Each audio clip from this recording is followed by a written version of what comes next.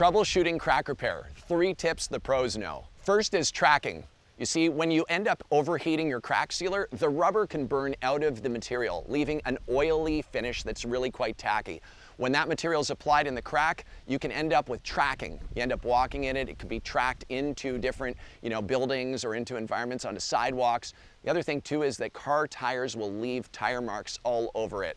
Sticking to the tires isn't a good thing for your customers. So what you can do is you can apply a light dusting of sand in that case, and when that sand is applied on the surface, it creates a non-tack. Similar to if you spilled oil on a surface and you put kitty litter down or some dust. Same kind of concept. The other thing you can do is you can heat up that material with a torch and then go ahead and use your crack sealer and do another application that's the right application, not overheated. You want to make sure you have enough rubber in your material. Don't overheat that material. The other thing is that substandard quality material that's used in the residential market, sold by big box stores, a lot of the time it doesn't have enough of the rubber quantity in it, so you end up with tacky material to begin with.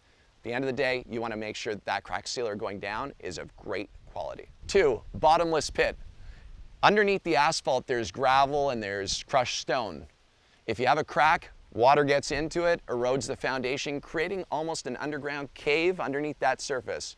That area right there, if you start applying crack sealer, it will literally continuously pour into what we call the never-ending hole. So you want to make sure you take sand, fill it up, so that you're applying crack sealer 1/2 inch deep so that you're winning.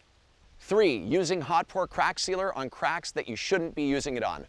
As an example, alligator cracks. Alligator cracks is a very dense area of cracks, looks like a spider web or alligator skin.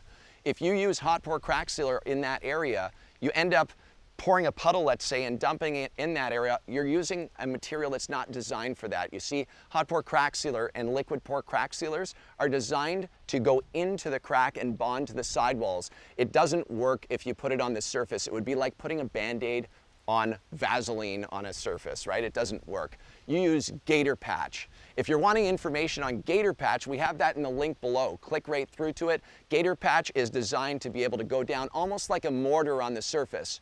That mortar-like material spreads out and creates a brand new surface for you, bonding all that environment together.